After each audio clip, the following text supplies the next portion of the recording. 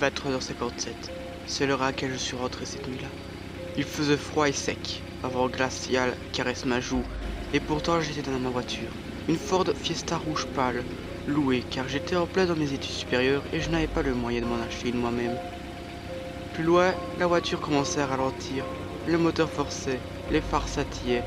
J'avais beau forcer sur la pédale d'accélération, rien à faire, la voiture allait se stopper.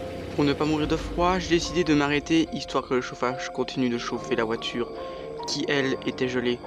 Je sortis pour poser mon panneau qui signalait une panne, même si je me doutais bien que personne n'allait venir ici, au beau milieu de la nuit, en novembre, dans un trou paumé comme ici, au milieu d'une forêt dont je ne connais même pas le nom, avec zéro réseau. Je suis alors revenu dans la voiture, et j'ai remarqué que les oiseaux, les insectes ont arrêté brutalement de faire du bruit.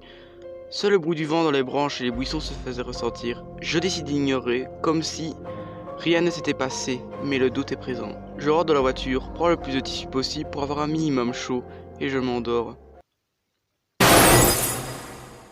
Ah mon Dieu, c'est quoi cette merde encore? Ai-je crié. Je sursaute de peur en pleine nuit. Quelque chose a cogné la voiture. Je sors en panique, active la lampe de mon iPhone et inspecte la voiture. En cherchant, je vis du sang sur la voiture. Un renfoncement, j'en conclus donc qu'une petite bête a dû se cogner contre la voiture, mais pour le sang, je n'en savais trop rien. De plus, la voiture n'avait plus de batterie, donc plus de chauffage. Je reviens de la voiture gelée et je ne m'endors pas, je somnole, car mon instinct me dit que ce n'était pas une simple bête qui s'est cognée contre ma voiture, mais autre chose. Je regarde l'heure, minuit 12. Le temps passe lentement. Un peu plus tard, j'entendis les grattements de plus en plus forts partout dans la voiture. Partout autour de moi, j'en conclus que quelque chose est rentré dans le véhicule. Je m'arme comme je peux, mais les seuls objets qu'il y avait, c'était le flash de mon appareil photo et un extincteur de secours si la voiture venait à brûler. En me concentrant sur le son autour de moi, je me rappela d'une chose, l'impact de tout à l'heure, près du pot d'échappement. Une créature était rentrée par là. Plus tard, j'entendis quelque chose. C'était le chauffage au niveau du siège passager. Je crie « Dégage, rentre dans tes égouts d'où tu viens, je suis armé !» Le clapet du chauffage, pour diriger la direction de l'air, était vers le bas, donc je ne pouvais pas voir à l'intérieur. Je m'avance vers ce clapet. Je le dirige vers le haut, et là je le vois, une créature toute petite, pas plus de 12 centimètres. Humanoïde, très maigre, brune, qui ressemble un peu aux aliens verts clichés de la zone 51. Des grands yeux sans pupilles, avec une tête ovale de haut en bas. Avec une gueule ovale également, qui va aussi de haut en bas. Dans cette gueule, 4 petites dents, très pointues, de part et d'autre de sa gueule. Au début, il ne m'a pas remarqué, car il mangeait une petite musaraigne, donc j'en conclus que c'est là d'où venait le sang que j'ai vu tout à l'heure.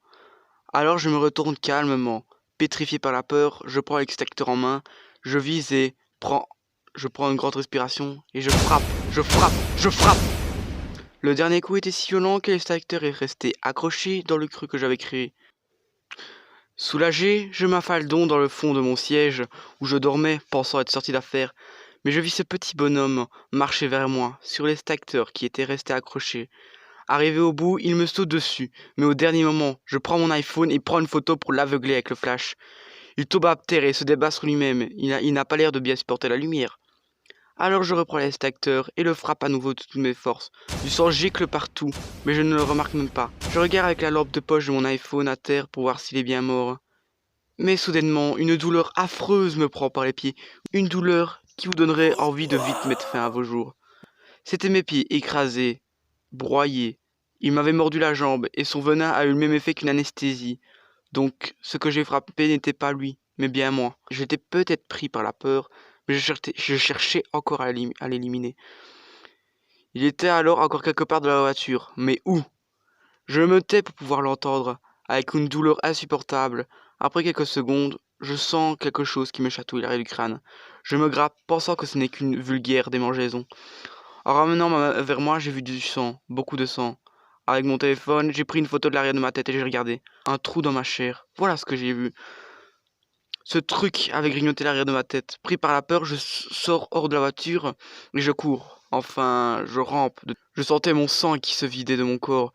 Il me suit en marchant au milieu de la route, comme pour me narguer. Je me mets sur le côté car mes yeux se vident de leur sang, tout comme le reste de mon corps, et je n'y vois plus rien. Je vois juste une lumière qui brille au loin, qui se rapproche de plus en plus. Serait-ce le paradis, le couloir de lumière? Mais cette lumière semble passer à côté de moi. Et là, La lumière est rentrée de la bête, la lumière qui s'était avérée être un 4x4.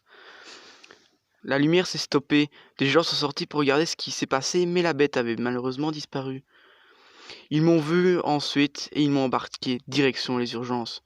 J'ai tenté de prévenir les personnes de la bête, mais j'étais au bord de l'évanouissement. Il y avait 2 personnes, un homme au volant, à toute vitesse, et sa femme avec moi dans le coffre, en train de tenter d'empêcher que mon sang ne coule plus. Je pensais être tiré d'affaire, mais malgré le fait que je ne vois quasiment plus rien, je l'ai vu. S'essayait de cacher dans un coin du coffre, à attendre le moment parfait, comme un crocodile tout en mangeant un morceau de chair qu'il avait dû garder en stock. Et j'essaye tant bien que mal de prévenir la femme de cette bête qui semblait indestructible. Mais trop tard, je m'évanouis. Merci à toutes et à tous d'avoir suivi cette vidéo.